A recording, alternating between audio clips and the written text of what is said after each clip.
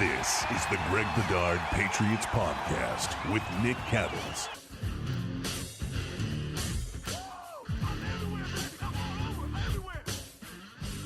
Boy, oh boy, that was not a fun experience watching that game on Sunday. Greg, I know you've been watching the film this morning. Let's first start off with contextually, how bad was Jonnu Smith against the Saints? Nick, this might have been the worst game I've ever seen any Patriots offensive player play in my, I don't know, 10 years of watching Patriots film. Yeah, it was that bad. And it was from the get-go. I've heard some talk about maybe he suffered a concussion or whatever. I'll tell you this. There were so many mistakes, and I had him for, I think, 10 minus plays in this game, which is a lot. And I came to this conclusion watching it, that I thought that Jonnu might have been impaired in some way in this game. Like, he could have been, I have no idea what that could be. I mean, it could be, he could have been sick. He could have been, took some bad cough medicine before the game. He could have eaten something he didn't disagree, that didn't agree with him. It could mean a whole bunch of other things, but he was just, whether it was blocking, going out on routes, trying to catch the ball. I mean, I actually had him for 4 drops in this game. I thought the ball in the middle of the field where it was thrown into traffic. It was earlier in the game. He took a hard hit, but I thought that he could have come into the middle of the field a little bit more, which is where Mac led him. And I didn't think he needed to leave his feet. Again, he did that a couple times in this game where his footwork was just off. It looked like he hadn't played the position before on the NFL level. And he just looked completely off in this game. I'm amazed that they didn't bench him at some point in time and just been like, look, maybe it just wasn't his day. Maybe he was just having a terrible day. Maybe he got bad news on the personal front that morning. I don't know. Whatever it was, he was completely off, and I couldn't believe they didn't bench him because he was a complete detriment to this team in this game. And that this team didn't need that. They needed all the help they could get. Yeah, and you hope that it's a one-off because there haven't been any signs that it'll be this bad. I mean, if we saw him during camp and the preseason and the first couple of games look this off, I'd be much more concerned. Not to say that I'm not concerned because of how much money they've given this guy, but I'm going to treat it as a one-off because nothing indicated anything like we saw on Sunday happening. So let's hope that everything is okay for Jonnu. If he was affected in some kind of way off the field, if he was sick, let's hope he gets through this. The next guy, of course, that people want to talk about offensively is Mac Jones. I think people watching this game against the Saints on Sunday, they might have some mixed feelings about Mac's performance. How do you feel about Mac after watching the film, Greg? Nick, I feel a little, how do I term this? Uneasy, I would say. Like, look, here's the bottom line.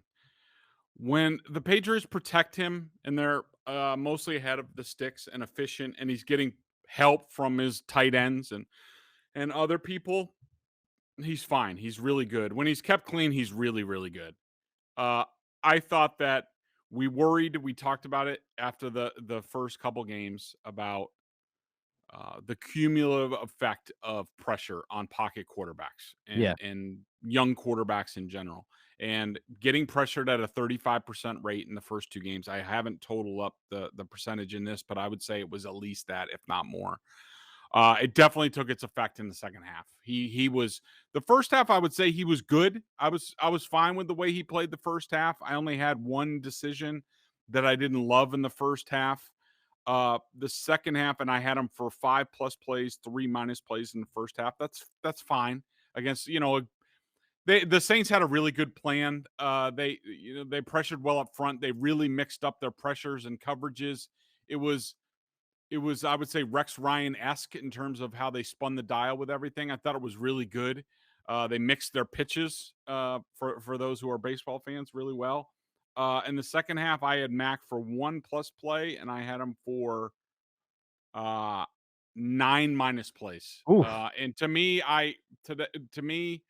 some of that was the score and the situation, Nick, where especially late the last drive, they're just airing it out and nothing's really working. And he throws the late interception, which wasn't really even his fault. I didn't love the route on it by Aguilar.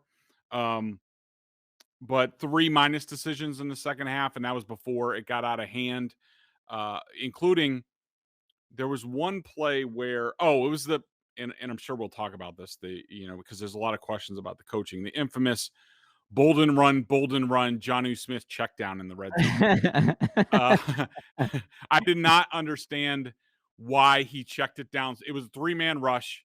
He checked it down very quickly to Jonnu. He had plenty of time. He should have probably tried for a touchdown. He had stuff maybe coming open in the end zone, would have pushed the envelope there. But so overall, Mac, I would say that, I think I gave him like an A- in the first game. I gave him a C- in the second game. I would say today it's more trending to a D in this game. And so but this is what pressure does, Nick. This is why the first thing they got to do is they got to figure out the protection and how to protect this kid, because they cannot leave him exposed like this. This is like, it's not there yet, but if it keeps going this way, it's like David Carr and like Houston. Like, if you keep letting this kid get shelled back there without any help, with Nelson Aguilar looking around with his palms up all the time and Jonnu Smith dropping passes, like, it's trending in a poor direction. They need to figure it out.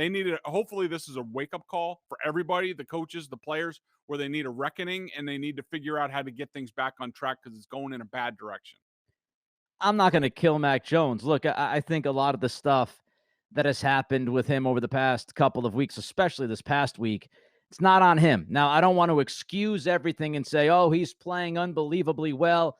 I'm not saying that. What I'm saying is it's really difficult to judge and evaluate a rookie quarterback when pretty much everything around him sucks. And on Sunday, everything around him sucked. And the offensive line has been a huge disappointment. I don't know what's going on, but I'm getting tired of watching the quarterback get drilled. I'm just getting tired of it. We thought this offensive line was going to be top 3 in the league. You can explain some of it with the Trent Brown absence, but the rest of these guys, you got 4 out of 5 of your starting offensive line out there. They need to be better. It's as simple as that. And until that happens, until this young man is protected, until we have receivers catching the damn football, then I'm not going to sit here and kill the guy. Let's see what happens if he actually gets some freaking help. Let's jump to something else. We've talked about team speed for a while, Greg, especially on the defensive end. Did that stick out to you on Sunday? Yeah, without question. I mean, I think that it's getting, the Saints they've always been sort of a fast team. I was very impressed with how they swarmed around all over the place. And I couldn't, and I've just started to watch, just so people know. So I've watched the all 22 on the offense. I've just started the defense. So I don't have a lot of huge conclusions on the defense yet. So a lot of it is I'm going off of what I remember from the game, and some of what I've seen so far. But, I just think that the speed of the Saints defense really overwhelmed the Patriots offense. A lot of them, especially the offensive line. And Nick, you talked about, rightfully so, the anger towards the offensive line that we thought, and I certainly said that I expected them to be a top 5 offensive line in this league, if not the best one. And not having Trent Brown out there is not helping things, that's for sure, because Justin Herron was by far the worst offensive lineman in this game. They didn't give him a ton of help, but look, these guys are professionals. Sometimes you have a job to do, and he didn't get it done in this game. David Andrews had, after being one of the top players the first 2 weeks, had a rough one in this one. And I think where the speed is, they're really struggling. This offensive line, they're struggling with stunts and twists up front, where they're getting picked off a lot. Like, so, it's hard to explain to people, but just imagine like you have a nose tackle over the center, and you have another defensive interior guy over, like, say, the outside shoulder of like Shaq Mason. And, they'll start off going straight ahead, and then all of a sudden, say the guy over Mason goes to David Andrews and basically just goes to hit David Andrews. And that's a twist inside. And it causes a lot of problems. It's hard to adjust to those. It's not always easy. I understand, but they've been really poor on those, and they got to figure out a way to defend those more, because we've seen that the Jets did it a lot. The Saints did it even more. I don't know if the Bucs have the speed inside to do it. I'm sure they'll try after seeing the film, but to me, that's they haven't been coached well enough to this point. They haven't been prepared for that, and the way really to it's difficult, but the way to sort of thwart that tactic is you call there's the looper is basically the guy who would have been over Mason. He's looping around, or the picker. He's picking off David Andrews. Mason needs to be aggressive. He needs to come out and he needs to be aggressive on that guy and get him off his line. So we can't just have a free run at David Andrews. And that's just going to it takes reps, it takes practice, and they've really struggled with that. To me, that just tells me that they haven't been prepared for that.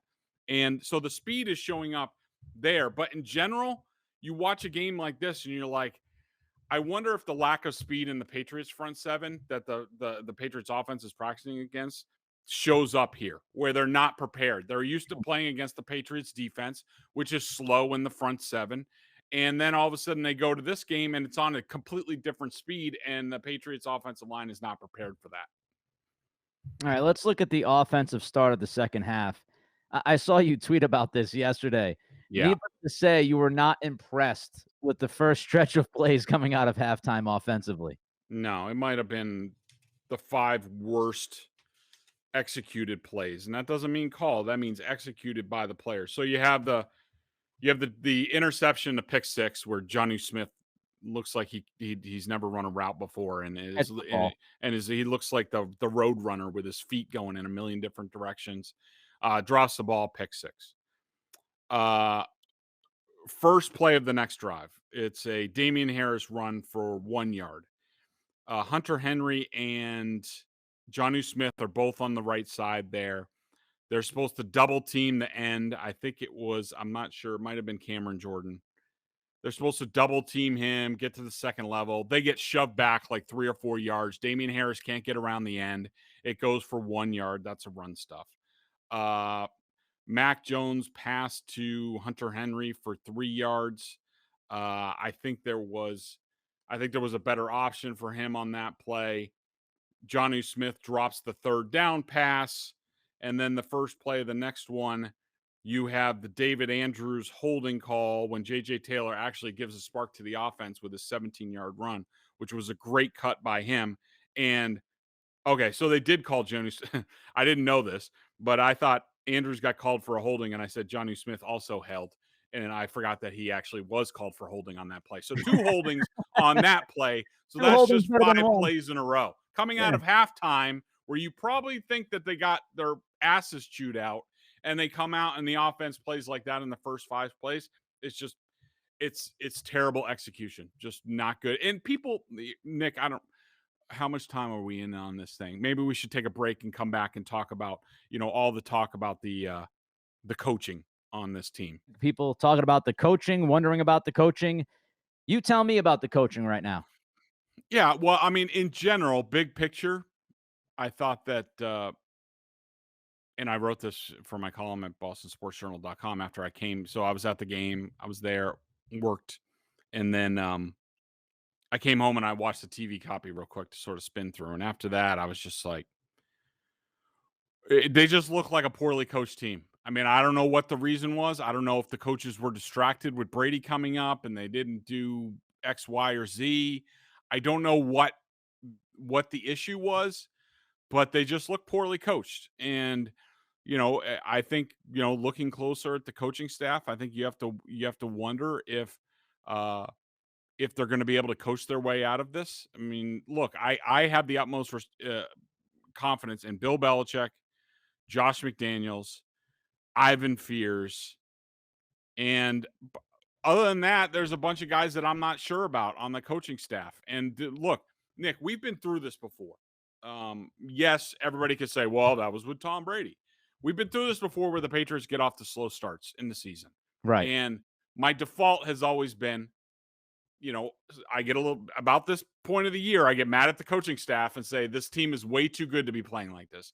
And they need to coach their way out of this. We're in the same spot. Can they coach their way out of it? I'm not sure. I with this mix of coaches from, Tua Belichick's son, Lombardi, there's a lot of guys, like even a guy like DeMarcus Covington, who I think is a good coach on the defensive line. He's in his second year on the defensive line after being an outside linebackers. Is he good at that? I don't know. There's a lot of guys like that on the staff, and I just think that we'll get a referendum on the coaches. How good can they get this up to speed? Because in prior years they had more time to wait. If they fall to 1-3, they have no more time to wait, and so I think that's an issue. I do not. Of course, the other offshoot of this, Nick, is everybody after a game like this, they all start looking at the play calling. And, it's McDaniels, the play calling sucks and stuff like that. Like, look, can we have some complaints about some of the play calls, including the 2 Brandon Bolden calls? Yes. Those plays were, I will say those plays were poorly executed. But still, it's Brandon Bolden. And you just can't be calling plays for him. He when you're in the red zone for the first time in a long time in the game, Brandon Bolden doesn't need to be getting touches. Like, put JJ Taylor out there, like somebody with some speed, something. But my overall problem with the discussion about play calling is stop letting the players off the hook. It's too and I understand. Fans look at it and they're like, well, we suck in offense, so it must be the play calling. And because they don't want to get mad at the players. They have their jerseys and, rah-rah, and they like what the guys say at the podium about playing in New England. And so, it's easy to put a target on Josh McDaniels' back. And has he been perfect? No. But stop letting the players off the hook. These guys are getting paid a lot of money to execute plays. They are not executing. And that's on them too. Do not absolve them of their role in this by pointing the fingers at the coaches. So that's sort of my message on that. Yeah, when you look at it, again, I don't want to make it too simplistic, but McDaniels is not perfect. I've gotten on McDaniels before, and I will surely get on him again. But offensively, you start with the offensive line. And I know people think that Greg is, he's too deep into the weeds with the offensive line playing this. But if your offensive line sucks, then a lot of what you're calling, you can just throw it in the garbage. If you're look at the Super Bowl, Nick. Look what happened in the Super Bowl between the Chiefs and the Bucs. The perfect example of why line play matters. Even you can have Patrick Mahomes back there. Yep. But if he's not getting protected, it doesn't matter. Yep, you've got Mahomes, you've got Hill, you've got Kelsey, you've got all these toys, and you can't use the toys if you can't get it going. If you don't have the battery in the toy, and the offensive line is the battery in the toy. You see it last night. Philadelphia, Dallas. Dallas punched Philly in the face. Why did they do that? How did they do that? Offensive line play. They dominated the line of scrimmage. When you're running for 6-7 yards at a freaking clip, it's much easier to call plays and move the football down the field. When the fat guys up front can't figure it out, now you're in trouble. So that's a huge part of this thing. The other part of the coaching, I will say, is, Bill Belichick, as we know, is the czar of this team. And we talk about his drafting, his acquisitions. We talk about his coaching himself. But one part of being the czar and calling all the shots is to make sure that your developmental tree, coaching-wise, is up to snuff. And if this continues, and we see some of these guys that also have the last name Belichick, if they're not figuring it out, that has to fall on Bill. I trust Bill as a coach like you do, Greg. But Bill has to get the right people in the right positions so his staff overall can not only be good, but great. And there's too many questions right now. We'll see if, again, we'll give them time. It's only week 3. I am not excited about Sunday night. We'll talk about that game later on in the week, but we'll see how they adjust. And if this team gets better, I am going to give them, a chance over the next few weeks to figure this stuff out. But if by the end of the year, we are saying the same shit that we've been saying through the first 3 weeks, this is 2 out of 3 games. Okay. Miami game, first game of the season. I'll somewhat write it off, right? The players fumbling, that's not on the coaching staff. Hold on to the football. I mean, you could sit there and say Some of it is because, ball security and all of that. But at the end of the day, your guy has to secure the football. He's been playing since he was 7 years old. But this is 2 out of 3 games now that we look at it and say, were those guys as prepared as they should have been? And that's a problem. Because if you're losing just because the other team has more talent than you, something funky happened, maybe you had an injury to the quarterback, okay. But if you are losing games to teams that you should at least be competing against, if not beating, and at the end of those games, we're looking at the coaching staff scratching our head, that's an issue. They got to fix it. It's on Bill. Offensively, Greg, just overall. Nick, just one more thing on that. Sure. I just to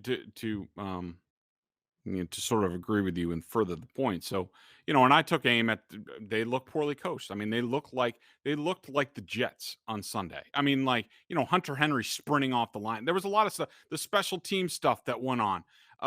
Defensively not being able to stop the Saints at all, just like the Dolphins game down the stretch. Like it didn't look like a Patriots team. And so I got to looking more at the coaching staff, and I went back. And you also have to think about, and you're right, they need more time. We've talked about it here. When you add this many new players in one off season, it's going to take time. It's not going to gel until the second half of the season. Can you stay above water to buy yourself time to really catch fire? And we will see. But you do have to wonder at this time, is the mix of players that they brought in, is it going to be right? And it just reminds me of, if it doesn't go well, it's going to be like 2009, the infamous, Belichick, the football life, saying I just can't get these guys to do what I need them to do. And it's funny, I went back and I looked at that coaching staff, and that's, that was, Bill O'Brien and Dante Scarnecchia and, Pepper Johnson and Patrick Graham. And, even the front office was John Robinson, the Titans. The tight ends coach is Shane Waldron, who's now the Seahawks offensive coordinator. You had John Robinson, the Titans GM, Jason Light, the Bucks GM, Nick Caserio, the Houston Texans GM. You look at all of that staff, that front office compared to what they have now. And I think it's legit that if it doesn't get better by the end of the season, we're going to be like, this team has not only fallen behind on the field, they've fallen behind off the field as well. All right, I'm going to take one more point offensively and defensively from you. So give me 1 point about the offense you want to hit quickly. On the offense. I'll start. Why was Brandon Bolden in the game as much as he was? Well, okay, because Damian Harris was complete and utter crap trying to pick up the blitz throughout. So they were just like, you're done. We're putting in somebody that we know that we can trust. And even Bolden wasn't great. By the way, on Bolden, there was a wheel route that they ran. It might have been when he threw to Jonnu Smith. There was a wheel route that they ran in the red zone. And Brandon Bolden, mind you, it's Brandon Bolden, thought he was wide open and started throwing a temper tantrum after the play. Oh, God. Okay, so let alone A, he's Brandon Bolden. Stick to special teams. Golden jacket, Bolden. Golden jacket, Brandon. Yeah, and B, Mac Jones actually read it right, because Malcolm Jenkins, if he did throw the wheel route, Malcolm Jenkins was going to jump in front and pick it off.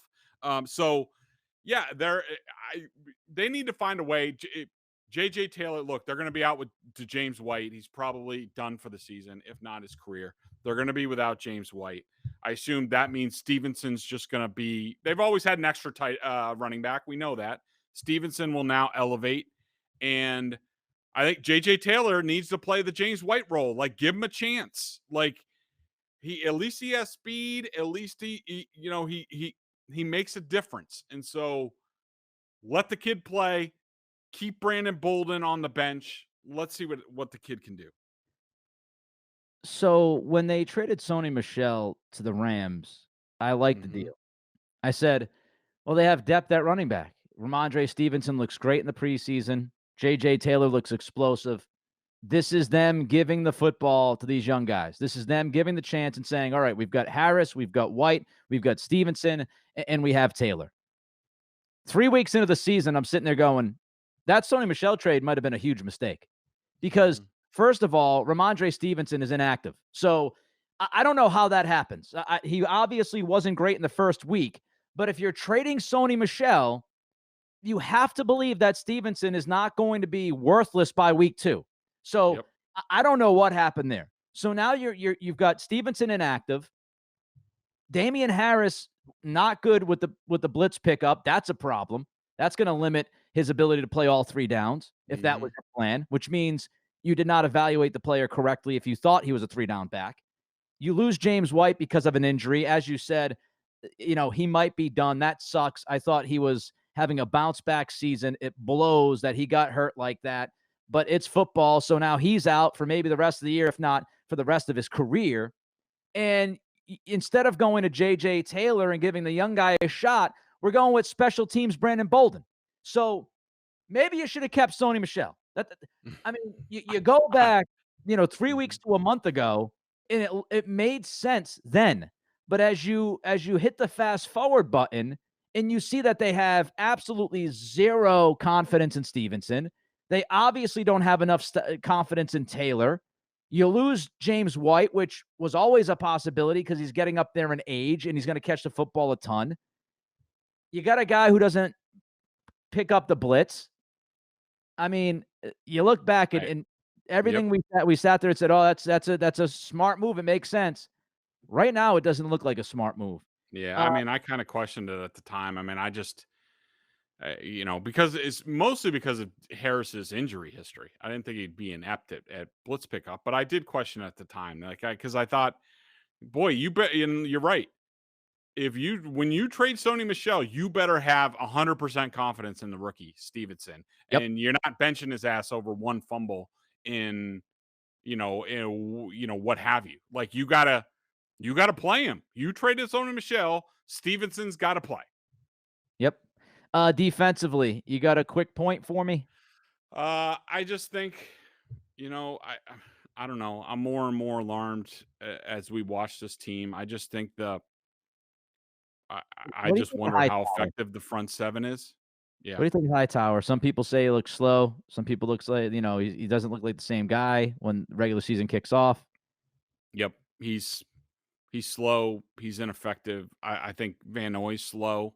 You have communication issues. The Alvin Kamara touchdown to me looked like it was supposed to be whichever side Alvin Kamara released to or wherever he went to in that pass pattern, Van Noy and Judon were going to bracket him. And he released to Van Noy's side. Van Noy funneled him back in, and Judon wasn't in the middle of the field like he should have been, and it was a walk-in touchdown. And Van Noy's trying to signal to him before the snap, and that stuff can't go on. I mean, I think Judon's a good player, but he's not. I wouldn't say he's very fast. Juwan Bentley, slow. The middle guys are slow. Like I just think it's disturbing what we've seen so far. I mean, hopefully they get it turned around. And execution, people need to. The bottom line is, Nick, we have seen a lot less talented Patriots teams play a lot better than they're playing right now. I mean, they do have talent. Is it optimal talent? No, probably not. But here's the thing. Execution matters. The Patriots for years, they were always the team that executed the best. And that means it's the same, the old adage in football is if you're good enough, you should be able to tell the defense, hey, this play's coming and you should still be able to be successful. And that's what execution does. And that's what the Patriots have done for years. Right now, they can't execute. So all their shortcomings are exacerbated. And it looks really, really rough right now. Yeah, defensively, they don't have guys like Willie McGinnis to depend on. And speaking of Willie, let me tell you about Legends. Legends is a premium athletic apparel built for the modern athlete. It is owned by some of your favorite athletes, including the guy I just mentioned, Willie McGinnis, number 55. He'd look good on this defense right now. He would help. Legends.com, you want to check them out. Just great stuff, Greg. I know you've been rocking it. I've been rocking it. Awesome, awesome apparel. Yeah, I mean, look, it's for you guys out there who, like to go to the gym, like to work out, like to be active. This stuff is perfect. It's high quality stuff. It's affordable, high quality stuff. The hoodie is awesome. The shorts, I really like that they come with sort of the the underwear built into it, and it's really comfortable. Like a lot of times you wear that stuff and it's not comfortable. This stuff is really comfortable. It's great for going on a jog or a long walk with the wife and all that stuff. Or also the t-shirt is really smooth looking. It's premium athletic apparel built for the modern athlete. Streetwear inspired design for style and comfort you'll want to wear all day. Make sure you get a chance to save 20% if you go to legends.com, use our code PATS20. That's legends.com, promo code PATS20. Offer ends October 10th. You got to hurry. It's starting to count down. Get over to legends.com. 20% off your first order. So 20% off of your first order. PATS20 is that promo code. Again, as Greg said, it ends on October 10th. All right, lightning round here. Lightning round of 3 up, 3 down. Just you. You're the star of this program, Greg. Let's start with your first up. Well, actually, Nick, I'm just going to do offense on this one. And then, I will have my overall 3 up, 3 down over at BSJ with my game breakdown. Okay, but, so offensive 3 up, 3 down. Let's start with one of your let's start with the first up for offense. Kendrick Bourne. To me, he was by far the best offensive player. What a play for the Patriots. What a play on the touchdown. Yeah, it was unbelievable. That was also a nice play by Mac that Justin Herron was getting his ass kicked and under pressure and he got rid of the ball and Bourne went up. Not only did he make a great catch, but he shed the block or the tackle and got in for the touchdown. So I thought Bourne was tremendous in this game. Second one. I don't have any more on offense, Nick. That's it. 1 up. Kendrick Bourne. That's it. That's how bad it was. All right, I'm sure you have plenty to choose from as far as down goes. Let's start with your first down on the offense. Jonnu Smith, by far. It was one of the worst offensive performances I've ever seen out of a Patriots player. And I got chirped on Twitter by some guy saying, like, stop with the hyperbole. You sound like Felger and Maz now. Like, this isn't hyperbole. People should know by now. I've been covering this team a long time. Like, I don't say anything unless I believe it. And trust me when I tell you, Jonnu Smith was one of the worst offensive performances that I have ever observed from an Patriots offensive player. 10 minus plays. Who's second on your list? Justin Herron. I had him for 8 minus plays in this game. A lot of pressure. We all knew we talked about it coming in. He was going to have a tough assignment with Cam Jordan over him, even though Cam Jordan is not the same guy. But it was not good. And they need Trent Brown back and they need his leadership. They need him. They just need him on the field. They need the big guy back. I wonder if they played it safe a little bit with Brown. Looking forward to the Tampa game. Probably. Because it sounded like they were somewhat optimistic that he might give it a go. Last one on the down. It's really close between. I will say that Shaq Mason was the best on the offensive line, but it's real close between Andrews, Onwenu, and Isaiah Wynn. I'm gonna say Andrews for my third down. Mac Jones also in the running for that. So is Damian Harris, but I got to go. Andrews, he gave up 3.5 knockdowns, including on an interception. He had a holding call that called back a 17-yard running play. After being one of the top players the first 2 weeks, it was a rough one for the captain. Do you have the minus plays for Andrews?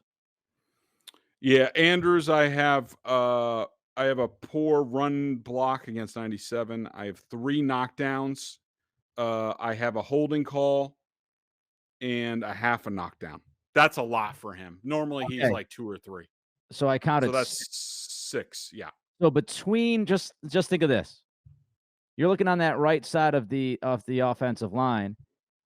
Herron and Andrews, just between those two guys, you had 14 minus plays in this game. Yep. And then we might as well go through. So for Win, I had 5 minus plays. Okay. 4 for Onwenu, 1 for Shaq Mason. So yeah, that's a lot. 24 minus plays from that offensive line. How many snaps did they have in that game? Do you know? I do not have the box in front of me. Well, I mean, they at least had they had 55 passes and probably 10 or 12 runs. So you're talking, probably 70 plays. 70 plays. So that's more than a third. 24 Yep. out of 70, my basic math tells me that out of every 3 snaps, you had a minus play from the offensive line. Yikes. Yep. Wasn't good. That's all. BostonSportsJournal.com member question of the day. Check them out. BSJ, $39.99 annual plan, of course. You get all the great, good stuff from Bedard's staff over there. Corrales, I know he's cranking out with the Celtics starting camp today.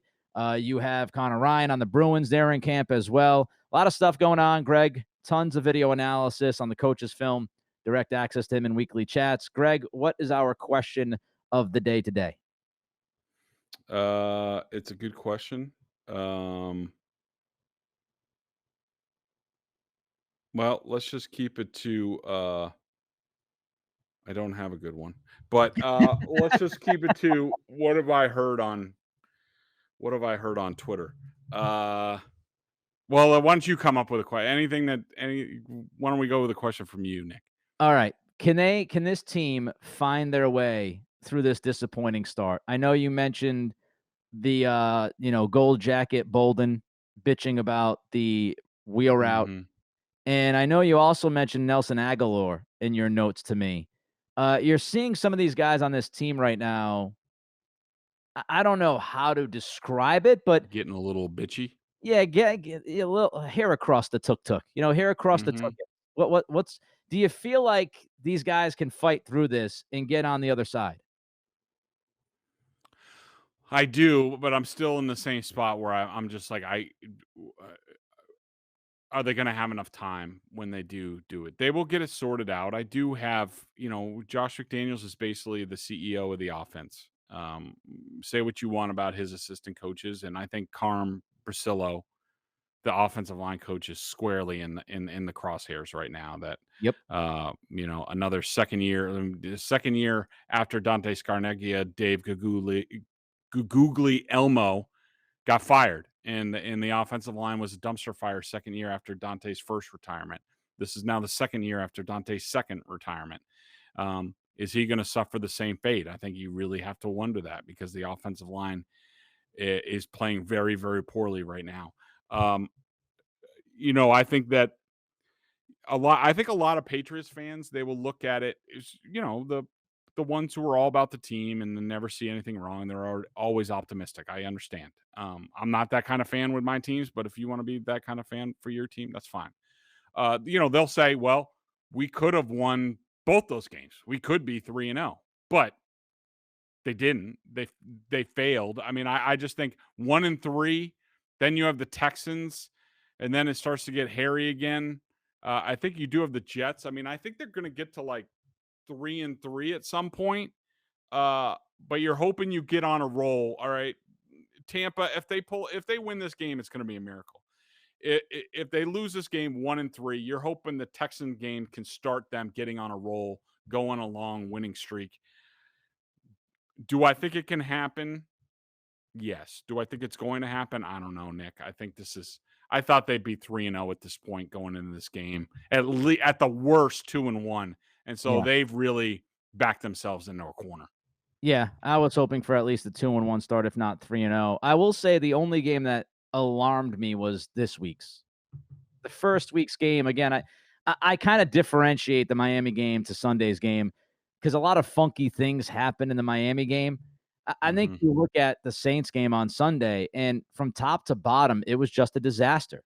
And I kind of felt about Sunday's game the way you felt about Miami's game to start the season. I looked at it and I said, outcoached, not prepared. They look disheveled out there. I could chalk up week 1 to first week. A lot of new guys, turnovers. We just saw Kansas City turn the football over 4 times against the Chargers. They lost the game at home. So, that stuff happens, especially against a division rival. But Sunday, that's really the first game this season where I walked away saying, all right, what is this team? Is this team not who I thought they were going to be? We'll see. I mean, I don't think this weekend will tell us a whole hell of a lot. Maybe we'll be surprised. but we have plenty of time to talk about that one and all the Brady and Belichick stuff later on in the week. That'll do it for right now. It's the Greg Bedard Patriots Podcast, brought to you by Legends. Check them out at legends.com. He's Greg. I'm Nick. We'll talk to you later in the week about Tampa and Tom Brady coming back to town.